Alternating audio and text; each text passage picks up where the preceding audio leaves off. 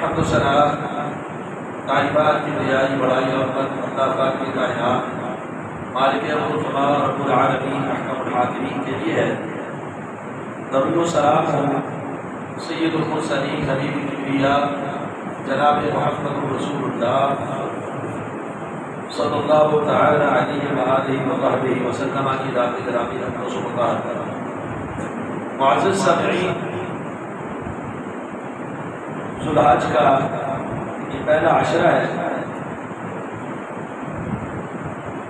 اور یہ انتہائی قیمتی ایام اور اللہ سبحانہ و تعالیٰ کی طرف سے بہت بڑا سنہری موقع اور غنیمت ہے ہمارے لیے کہ ہم اس میں نیک اعمال کر سکیں۔ پورے سال کے 12 مہینوں میں سب سے افضل ترین ایام یہ 10 ہے۔ یہ تو ہماری بد نصیبی ہے کہ ہم ایسے مواقع کو ضائع کر لیتے ہیں۔ رمضان المبارک کا مہینہ آتا ہے، نیکیوں کا موسم بہار ہے، پھر کچھ مساجد میں رونق لگ جاتی ہے، پھر کچھ لوگ تلاوت قرآن شروع کر دیتے ہیں، ذکر و اذکار شروع کر دیتے ہیں، لیکن مشاہدے میں یہ بات ہے کہ اس عشرے کو لوگ اتنی اہمیت ہی نہیں دیتے۔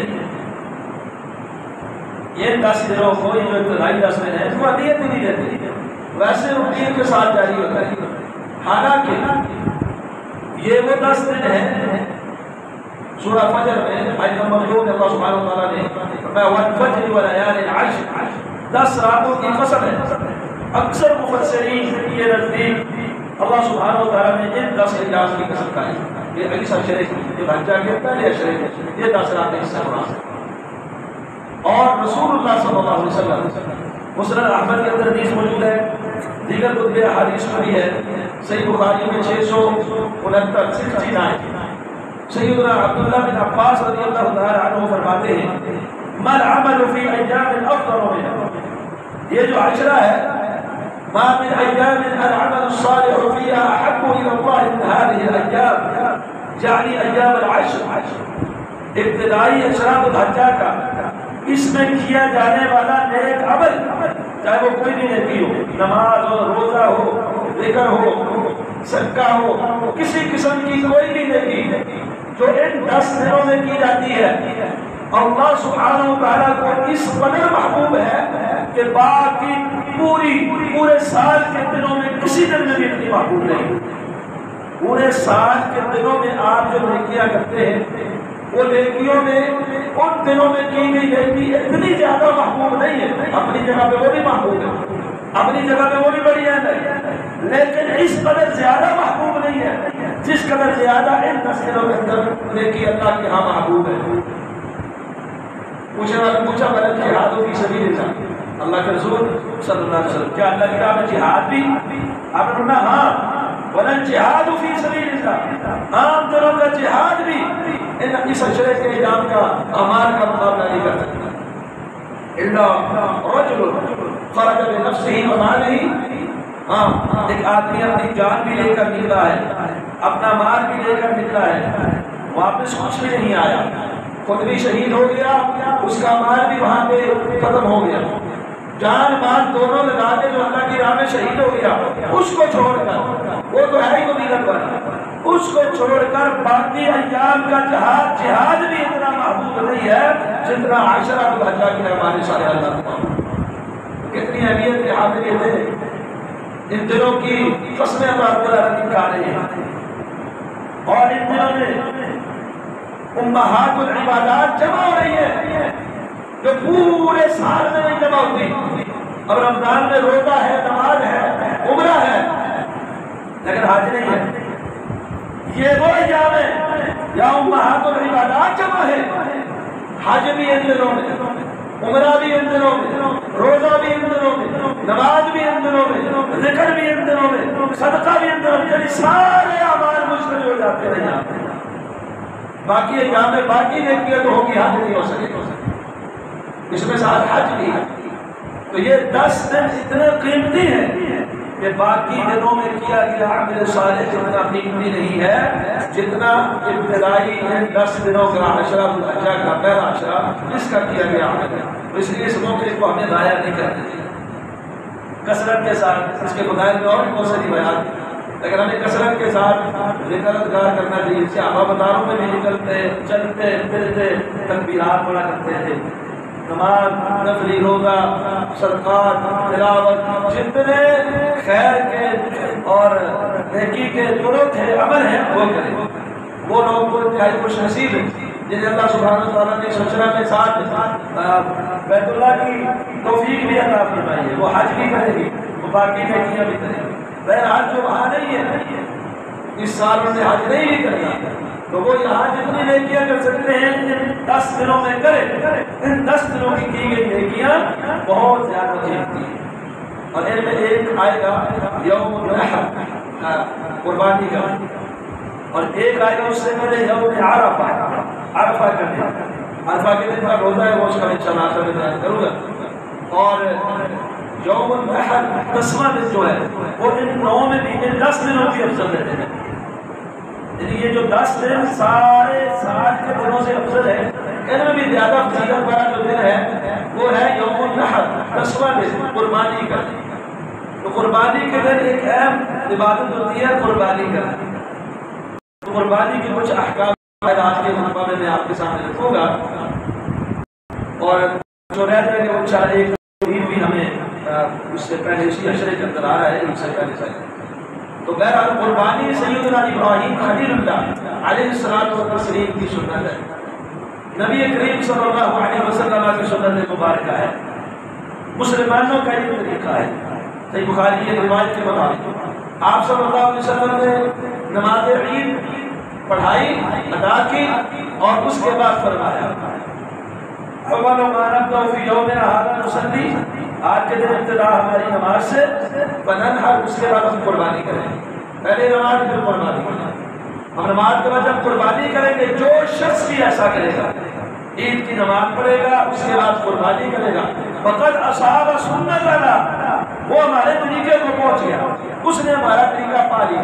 اور سنت المسلمین اور جو مسلمانوں کا طریقہ ہے اس کو وہ پا گیا. اس نے مسلمانوں کے طریقے کا انتخاب کر دیا. تو یہ سنت ہے رسول اللہ صلی اللہ علیہ وسلم کی مسلمانوں کا طریقہ ہے.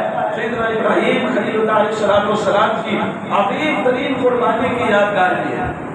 ہر امت کے لیے اللہ نے قربانی مقرر کی ہے جو جیسا وہ آیت میں نے پڑھی آپ کے سامنے سنا انبیاء میں سے لکل امت جعلنا منسکا لیذکروا اسم اللہ علی ما رزقهم من بہیمۃ الانعام. بہیمۃ الانعام میں سے انہوں نے قربانی کرنی ہے.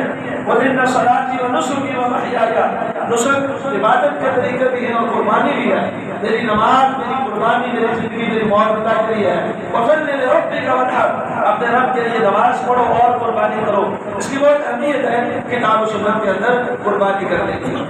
اس کا حکم کیا ہے؟ اہل علم میں سے بعض اس کو واجب بھی کہتے ہیں بعض اس کو سنت کہتے ہیں.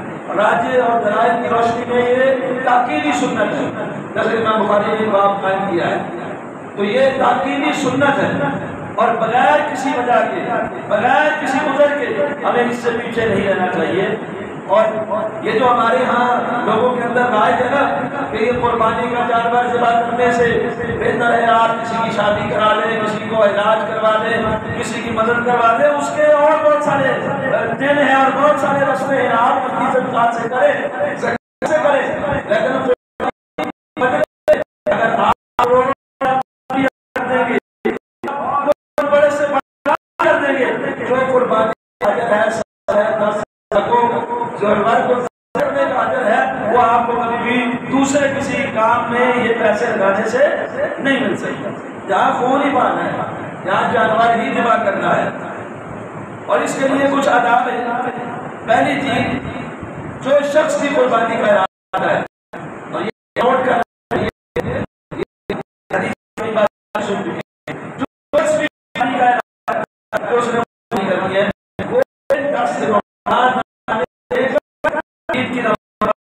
اپنے ناخن اپنے بال اپنے اس طرح کی کوئی چیز بھی کاٹ نہیں سکتے. اس کو نبی کریم صلی اللہ علیہ وسلم نے منع فرمایا.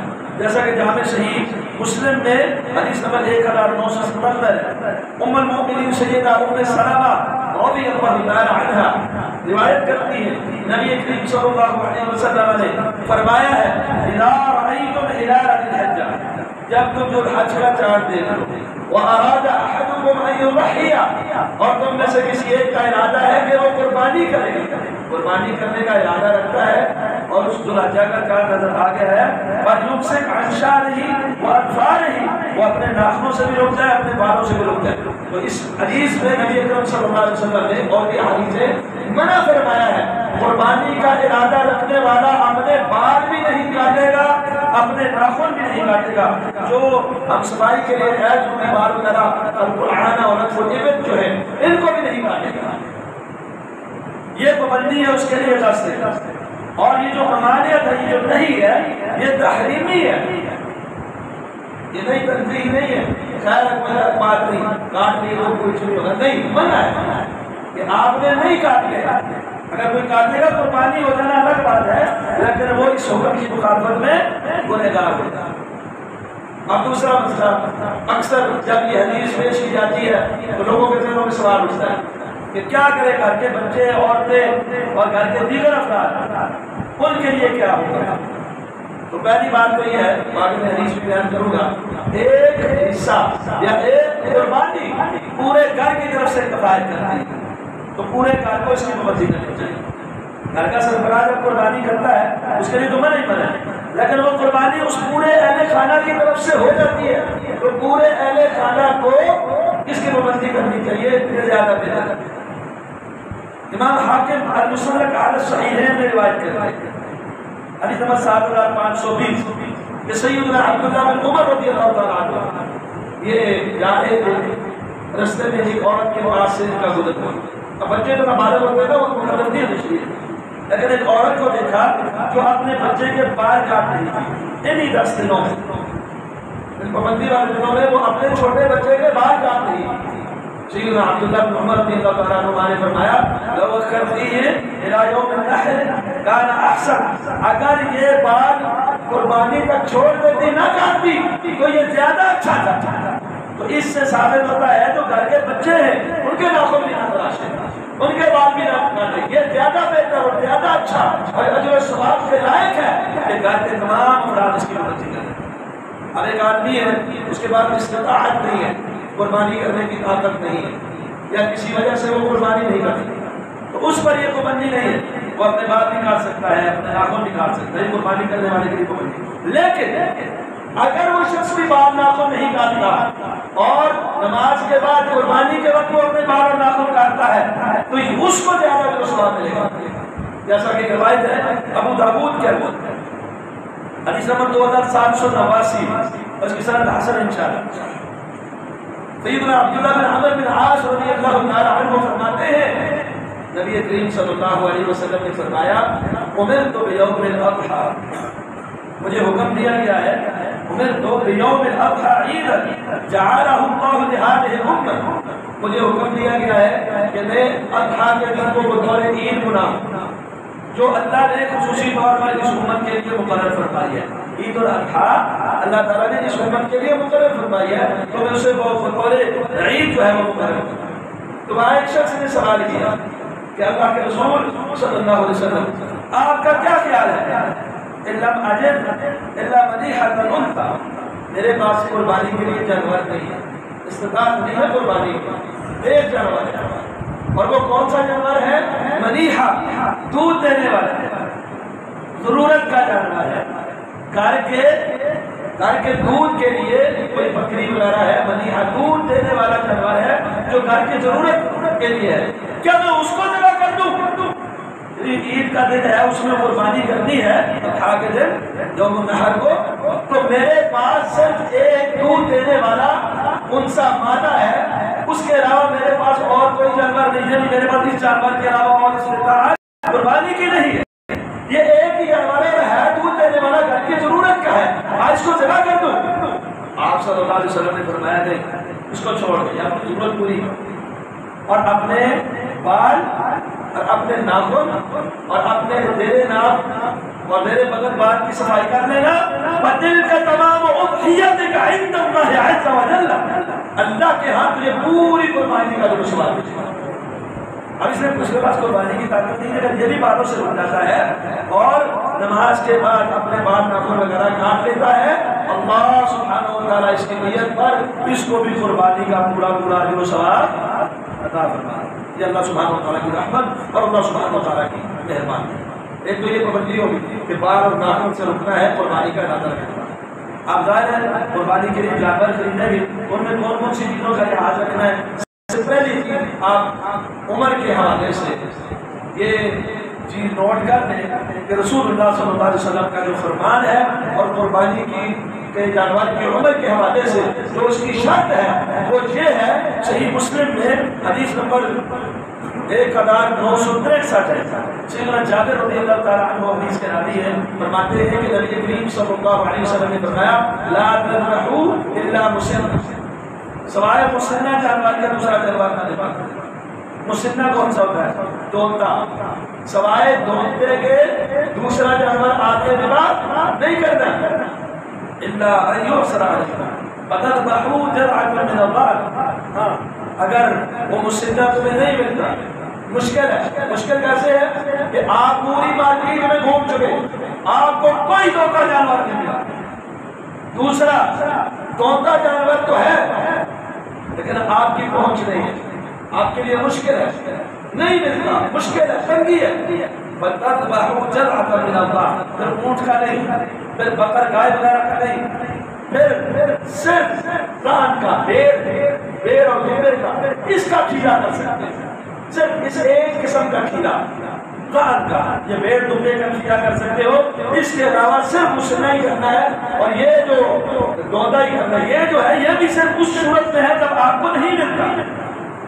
اسے رسول علی رضی اللہ تعالیٰ عنہ سورہ کبریٰ بہقی کے اندر روایت ہے جلیجن ففاعلا. بعض لوگ عام لوگ بیچارے اس حدیث کو جب سمجھتے نہیں سنتے, پچھلی بار یہ بات اس بات کا کہ دوندا کے علاوہ زبانہ کو چوکا جائز نہیں, تو یہ مطلب نہیں ہے. مطلب یہ کہ کم از کم دوندے سے اوپر جلیجن ففاعلا, دوندا یا دوندے سے چوکا یا آگے جو بھی ہے, اس سے کم نہیں. جب تک جانور دوندا نہیں ہو جاتا, کیونکہ جو دوندا نہیں پڑا ہے چوکا ہے وہ دوندا بھی ہے نا, اگر دوندا ہوا تو پھر وہ بعد میں دوسرا ہوا, وہ دوندا ہو گیا. اسے دوندا جانور ذبح کرنا ہے. اور پھر سیدنا علی رضی اللہ عنہ فرماتے ہیں جب ان کو کھلاؤ تو خوب کھلاؤ اور ان کو موٹا تازہ تگڑا کرو قربانی کے لیے. اسی طرح صحیح بخاری کی حدیث نمبر 968 ہے. نبی کریم صلی اللہ علیہ وسلم عید کے دن خطبہ ارشاد فرمایا تو ایک صحابی تھے جنہوں نے پہلے ابو بردہ بن عیاض سیدنا براء رضی اللہ عنہ کی خادم, انہوں نے نا پہلے ہی وہ اپنا جانور ذبح کر دیا, عید کی نماز سے پہلے ہی ذبح کیا. کہتے ہیں کہ اللہ کے رسول میرے پاس تو جو جانور تھا میں نماز سے پہلے ہی ذبح کر چکا ہوں, پہلے ہی ذبح کر چکا ہوں. اسے ثابت ہوتا ہے نماز کے بعد ہے قربانی, نماز سے پہلے آپ 100 اونٹ بھی ذبح کر لیں قربانی نہیں ہے, تو پہلے ہی ذبح کر چکا. اب یہ کیا حکم ہے؟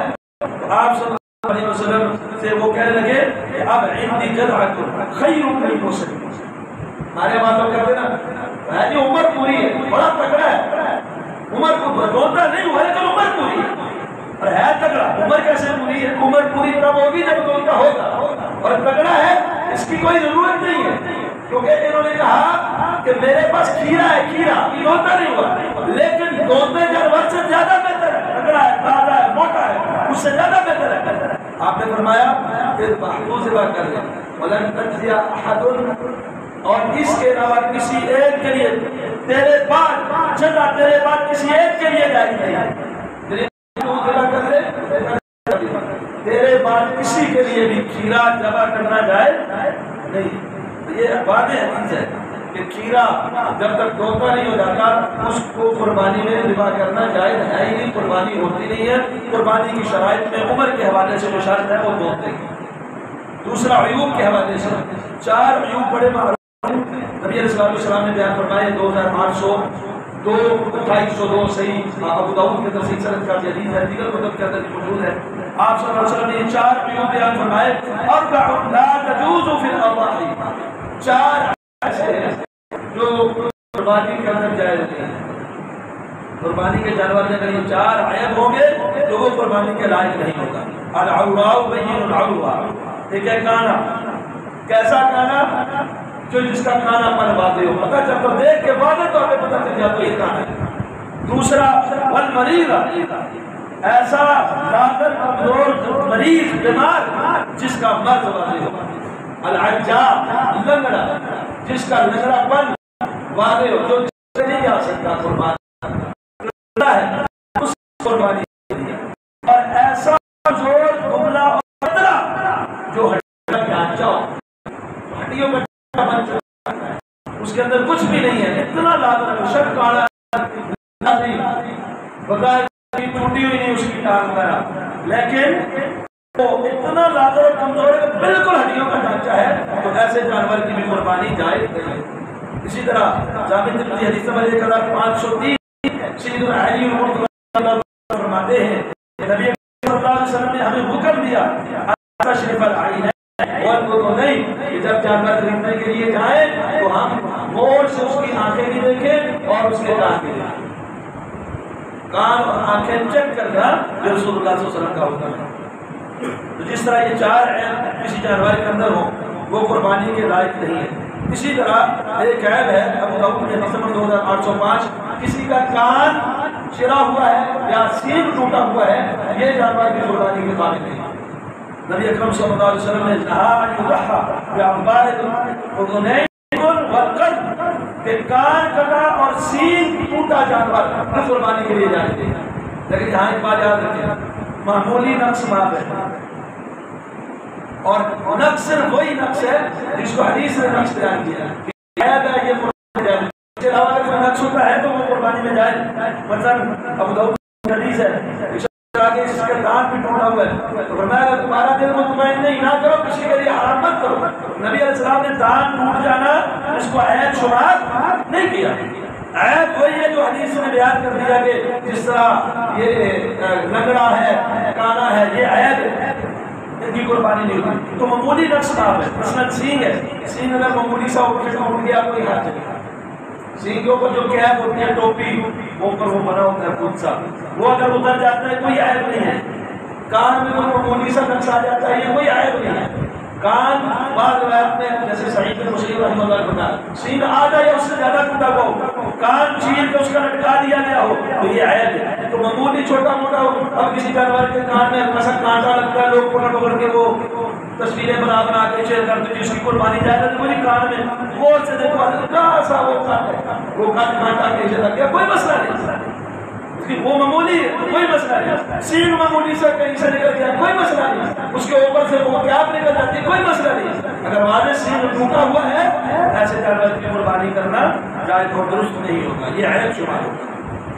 پھر شراکت کے حوالے سے اور ایک اور بات بھی، اگر آپ نے جانور خریدا اور خریدنے کے وقت اس کے اندر عیب نہیں تھا، آپ نے چیک کر دیا، گھر میں لے آئے، ابھی قربانی شروع نہیں ہوئی، قربانی سے پہلے عیب پیدا ہو گیا تو اس میں بھی کوئی حق نہیں، یہ عیب بھی معاف ہے۔ جیسا کہ سنن کبریٰ بہقی میں جلد 9 صفحہ نمبر 289 89 میں سیدنا عبداللہ بن زبیر رضی اللہ تعالیٰ عنہ نے قربانی کے اونٹ دیکھے، جانور دیکھے، ایک اونٹنی نا ان میں کانی تھی، تو انہوں نے فرمایا اگر یہ کانا پن اور عیب خریدنے سے پہلے تھا تو اس کی قربانی نہیں ہوگی، اگر یہ کانا پن اور عیب خریدنے کے بعد پیدا ہوا ہے پھر تم اس کی قربانی کر سکتے ہیں۔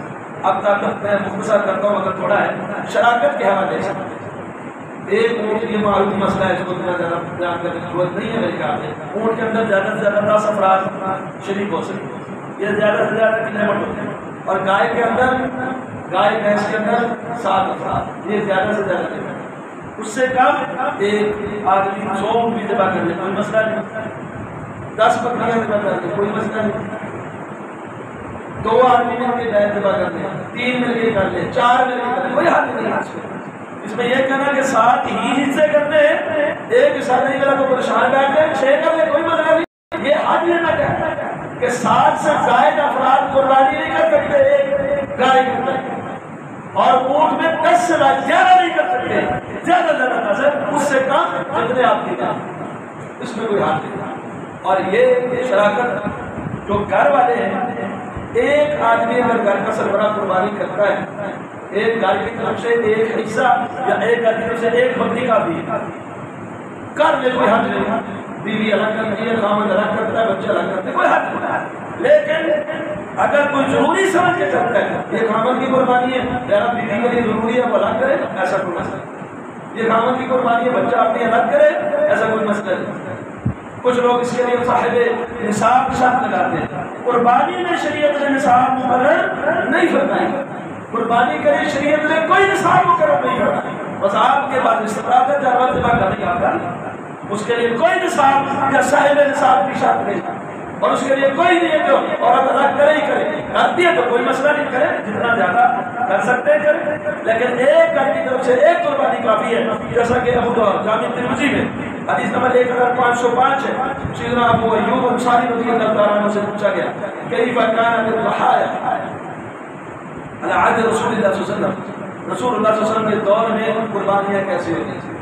نبی پاک صلی اللہ علیہ وسلم کے دور میں قربانی کا طریقہ کار کیا ہوتا ہے؟ وہ کہتے ہیں الشاۃ الواحدۃ، ایک بکری کان الرجل فی عہد النبی صلی اللہ علیہ وسلم یضحی بالشاۃ عنہ وعن اہل بیتہ، نبی علیہ السلام کے زمانے میں ایک آدمی ایک بکری کو اپنے اور اپنے اہل خانہ کی طرف سے ذبح کرتا تھا، یعنی ایک اہل خانہ کی طرف سے ایک بکری کافی تھی نبی اکرم صلی اللہ علیہ وسلم کے دور میں، تو ایک گھر کی طرف سے ایک حصہ اور ایک قربانی یہ کافی ہے۔ اسی طرح جو عیوب ہیں ان سے اپنے آپ کو، اپنے جانور کو بچانا ہے عیوب سے، اور باقی کچھ مسائل ہیں انشاءاللہ ہم آئندہ جو بیان کریں گے۔ یہ قربانی کا ذرا کرنے سے پہلے ضروری باتیں ہیں، کچھ لوگ نا اس میں عقیقے کے لیے ایک حصہ رکھتے ہیں، عقیقہ مطلب 5 قربانیاں اور 2 عقیقے ہیں۔ عقیقہ جو ہے نا سمجھ لیں آپ، یہ ضمن ایک چھوٹی سی بات آپ کے سامنے یہ اکثر ہمارا مسئلہ پیش آتا ہے، عقیقہ ہوتا ہے بچے کی پیدائش کے صدقے دن، جو آپ کو یوم 7ویں دن آپ نے عقیقہ کرنا ہے، اور وہ 7واں دن بچے کی پیدائش کا 7واں دن اگر عید الاضحیٰ کا دن بنتا ہے، آپ 2 بکرے ذبح کریں، ایک بچی ہے تو ایک بکری ذبح کریں، اس کے لیے اونٹ جائز ہی ہے، اس کے لیے گائے جائز ہی ہے، گائے میں حصہ کیسے رکھ سکتے ہیں آپ؟ گائے پوری نہیں ذبح کریں، جائز ہی نہیں، کیونکہ جو نصاب ہے، جو جانور منتخب کیا گیا ہے عقیقے کے لیے، وہ بھیڑ، دمبا، بکرا، بکری، بس شاط اور ان میں سے کریں گے۔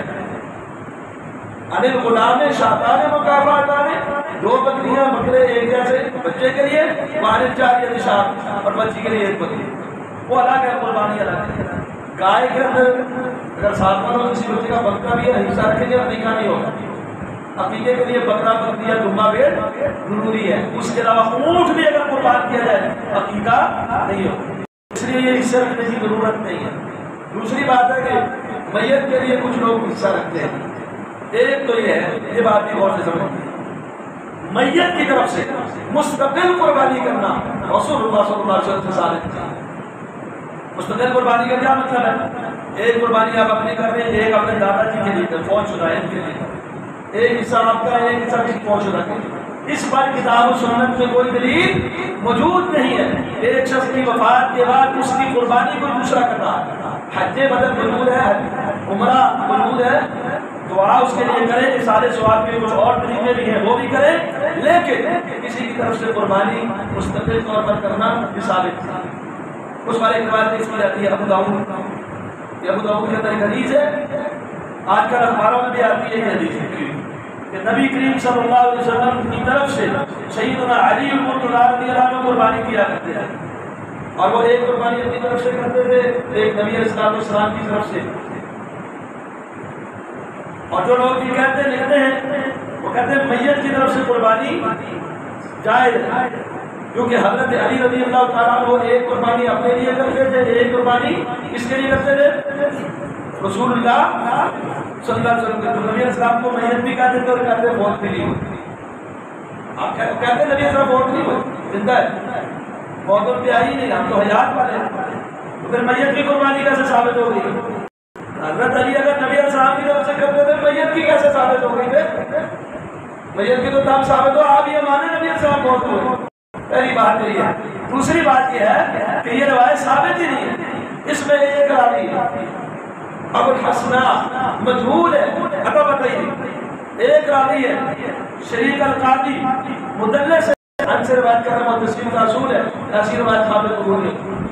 ایک راوی من عتیبہ مدلس ہے، ان سے روایت، تین وجوہات کی بنا پر یہ روایت سخت صحیح ہے، مدلسین کا قابل قبول ہے ہی نہیں، اس سے مسئلہ ثابت ہی نہیں ہوتا۔ اس کے علاوہ کوئی بھی صحیح سند سے ایسی حدیث موجود نہیں ہے، ایسی دلیل کتاب و سنت میں موجود نہیں ہے جس سے یہ ثابت ہو کہ میت کی طرف سے مستقل قربانی کی جا سکتی ہے۔ ہاں ایک بات ہے، یوم النحر بڑا دن ہے، اس دن اگر کوئی اپنی میت کی طرف سے صدقہ کرنا چاہتا ہے وہ کرے، صدقہ الگ ہے، قربانی الگ ہے۔ وہ اس کو صدقہ کے طور پہ اگر کوئی جانور بھی جلا کر کے گوشت تقسیم کرنا چاہتا ہے وہ سارا گوشت تقسیم کر دے، لیکن وہ قربانی کی شرائط بھی اس میں نہیں ہے، وہ صدقہ ہے، اس کے لیے سین کان ٹوٹا ہوا بھی نہیں، وہ صدقہ آپ کی مرضی جیسا جانور بھی ہو، تو صدقہ الگ چیز ہے، صدقہ کر سکتے ہیں، وہ یوم النحر سے پہلے ایک سے پہلے بھی کر سکتے ہیں، نماز سے پہلے بھی کر سکتے ہیں، اس دن کرنا چاہتے ہیں اس دن بھی کر سکتے ہیں، لیکن اس کو قربانی کا نام دے کے قربانی کی شرائط پوری کرنا یہ نبی کریم صلی اللہ علیہ وسلم سے مستقل طور پر میت کی طرف سے قربانی ثابت نہیں ہے۔ اسی قربانی کے مسائل کے حوالے سے ایک سوال بھی آیا ہوا ہے، اسی کو میں یہاں پہ حل کر دیتا ہوں۔ موجود ہونا ضروری ہے، کچھ مساجد میں عید کی نماز تخیر سے ہوتی ہے، دوسرے ہو جاتے ہیں، اب یہ بھی ہمارے کیا ہو جاتا ہے کہ سب کو پہنچنے دیں، اس کے بغیر قربانی نہیں ہوگی۔ اس میں دو باتیں یاد رکھیے گا، بندہ موجود ہو یا قربانی اس کی طرف سے، لیکن ایک آدمی کا حصہ ڈلا ہوا ہے اور اس نے بھی نماز نہیں پڑھی، اس کی نماز پڑھنے کا انتظار کر سکتے ہیں۔ اب ایک آدمی ہری پور میں اس کا حصہ ہے، وہاں نماز ہوگی 6 بجے مثال کے طور پر، آپ کو پتا ہے وہ 6:30 بجے نماز پڑھ کے فارغ ہو چکا ہے، اب پہنچا نہیں ہے، 7 بجے آئے گا 8 بجے گا، آپ اس کی نماز کے بارے میں کر سکتے، اس کا موقع پر موجود ہونا ضروری نہیں ہے۔ نہ یہ ضروری ہے کہ ایک جانور کو 7 چھریاں مارنے والے مارے، اس کو بیچارے کو کام کرنے پر دیتے ہیں۔ ایک آدمی ہے وہ چھری تیز کر اتنا اس زمین کو راحت ہو جاتے ہیں، سکون کے راستے پر ایک آدمی چھری تھوڑی سی مار کے ہٹ جاتا ہے، پھر دوسرا آتا ہے، پہلے بازو اوپر کرتا ہے، پھر اسٹائل بناتا ہے، پھر ادھر اس جانور کے بیچارے کو تکلیف میں مبتلا کرتے ہیں، 7 چھریاں دینے والے، اس کا کوئی نہیں ہے۔ قربانی آپ کی اجر و ثواب آپ کا پورا مل جائے گا ایک آدمی کے ذبح کرنے سے، آپ نے جو پیسے دیے حصہ رکھ لیا، آپ کی قربانی ادا ہوگی۔ اللہ سے دعا ہے اللہ ہمیں عمل صالح کرنے کی توفیق عطا فرمائے۔ قربانی اور ذبح کے متعلق کچھ مسائل جو رہتے ہیں انشاءاللہ آئندہ جمعے میں ان کو بیان کریں گے۔ اس جانور کے خریدنے کے حوالے سے کوئی سوال ہو تو وہ آپ پوچھ سکتے ہیں۔ اقول قولی ھذا استغفر اللہ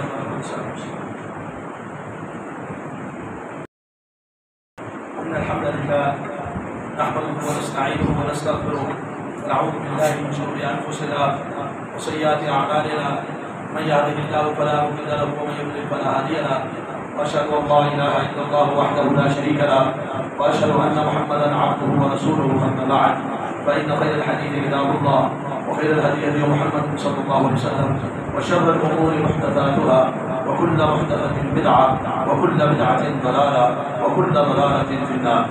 ایک سوال پوچھا گیا صدقہ یا زکوٰۃ کے پیسے قبرستان میں کسی بھی خرچہ میں خرچ کیے جا سکتے ہیں؟ صدقہ تو کیا جا سکتا ہے قبرستان میں، قبر میں صدقہ آپ کر سکتے ہیں، نفلی صدقہ۔ جہاں تک تعلق ہے زکوٰۃ کا، تو زکوٰۃ کے 8 مصارف کیے گئے ہیں، صرف انہیں مصارف کے ساتھ لگائے جائیں گے، مصارف کے علاوہ زکوٰۃ خرچ کیا جائے۔ دوسری بات ہے کہ حضرت افشار کر کے گئے تھے، ان میں سے ایک سے ابھی محتاط ہو گئے تھے۔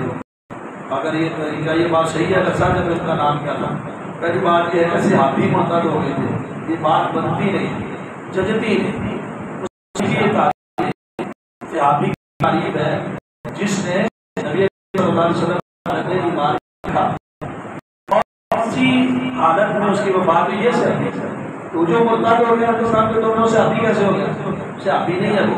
کئی منافق عبداللہ بن کسی نے آیا سے ابھی نہیں کہا، اس نے تو نبی علیہ السلام کا ساتھ تھا یا ساتھ جنگ پیچھے نماز پڑھی، لیکن صحابی نہیں ہے وہ۔ کیونکہ صحابی کی تعریف یہ ہے کہ اس نے حالت اسلام نبی علیہ السلام کا زمانہ پا لیا، دیکھ لیا، اور اس کی وفات اسی ایمان کی حالت میں یہ صحابی ہو جاتی ہے۔ تو ہجرت ابشا کے حوالے سے تو میرے ذہن میں ایسی کوئی بات نہیں ہے، واللہ تعالیٰ اعلم وعلمہ اعلم۔ البتہ اس طرح کا ایک واقعہ جیسے کہ ایک شخص سورہ آل عمران اس نے لکھی بھی تھی، بعد میں وہ مرتد ہو کے نصرانی ہو گیا تھا۔ تو مرتد کے لیے نبی علیہ السلام کے کا جو قانون تھا وہ یہ ہے کہ اگر کوئی شخص مسلمان ہونے کے بعد مرتد ہوتا ہے تو اس کی گردن کو اڑا دیا جاتا ہے۔ تو جو شخص روزگار ہو جائے اس کے لیے شریعت کا یہ ہوگا نہیں، تو وہ مرتد ہی ہوتا ہے جو اسلام قبول کرنے کے بعد اسلام کو چھوڑ دے یا کفر کو اختیار کر دے، تو وہ صحابی نہیں ہو سکتا۔ صحابی وہ ہوتا ہے، اور جن ائمہ محدثین نے صحابہ کے حوالے سے کتابیں بھی لکھی ہیں، جن کے حالات لکھے ہیں، جن کے فضائل بیان کیے گئے ہیں، وہی ہیں جو حالت ایمان کے دنیا سے رخصت بھی حالت ایمان کے ہوئے ہیں، اللہ ان سے راضی ہو گیا اور وہ اللہ سے راضی ہو گیا۔